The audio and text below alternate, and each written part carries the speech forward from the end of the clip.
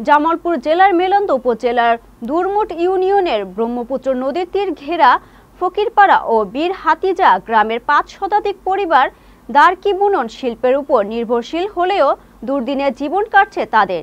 নিষিদ্ধ কারেন্ট জালের মাছ ধরার কারণে কমে গেছে এর চাহিদা। জামালপুর প্রতিনিধি রাশিদুল ইসলামের পাঠানো তথ্য ও ভিডিও চিত্রে থাকছে বিস্তারিত।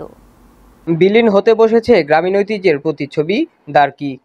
বাঁশ ও বেত দিয়ে তৈরি এই দারকি শুধু মাছ ধরার একটি উপকরণ নয়, এটি একটি সংস্কৃতি, একটি ঐতিহ্য। একজোড়া দারকি বানাতে সময় লাগে ১ থেকে ২ দিন। উপকরণ বাবদ খরচ পড়ে ১.৫ থেকে ২০০ টাকা, আর বিক্রি হয় ৫০০ থেকে ৭০০ টাকায়। স্থানীয় চাহিদা পূরণ করে একসময় দেশের বিভিন্ন প্রান্তে পাঠানো হতো মেলান্দহের এই দারকি, কিন্তু আজ সেই শিল্পই হারিয়ে যাওয়ার পথে। চলছে কিন্তু এখন বর্তমানে চলে না, জালে মনে করেন শেষ করে ফেলাই।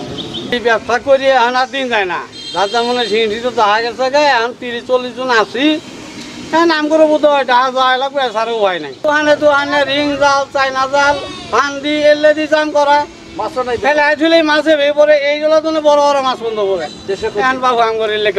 উপকরণের দাম বেড়ে যাওয়ায় সাথে নিষিদ্ধ কারেন্ট জালের অনুপ্রবেশে দারকির বাজারে যেন কালো ছায়া ফেলেছে। শুষ্ক মৌসুমে চাহিদা না থাকায় অনেক সময় লোকসান দিয়ে বিক্রি করতে হয় এই শিল্পের কারিগরদের।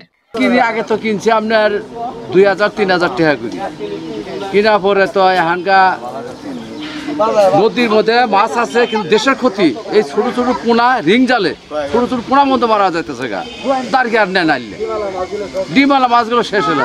দেশের সরকারের উচিত এই রিং জাল বন্ধ করা। আজ অবহেলিত এই শিল্পের পাশে দাঁড়ানোর আর্তি জানিয়েছেন কারিগররা।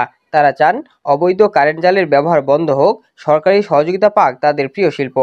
মেলান্দহ উপজেলার নির্বাহী অফিসার এস.এম. আলমগীর জানিয়েছেন, মৎস্য সপ্তাহ উপলক্ষে অভিযান চালানো হচ্ছে এবং অবৈধ জালের বিরুদ্ধে কঠোর ব্যবস্থা নেওয়া হচ্ছে। সেই সঙ্গে দারকির বুনন শিল্পের কারিগরদের পাশে থাকার আশ্বাস দেন তিনি। অলরেডি মৎস্য অভিযান করতেছি, এই মৎস্য সপ্তাহে অভিযান চালিয়েছি। তো আমরা আপনার চায়না যে জালের যে এইগুলো আধিক্যগুলো, এটা আমরা চেষ্টা করবো পুরোপুরি যাতে এটা মুক্ত করা যায়। দারকি শুধু একটি পণ্য নয়, একটি গ্রামীণ জীবনের এক অমূল্য অংশ।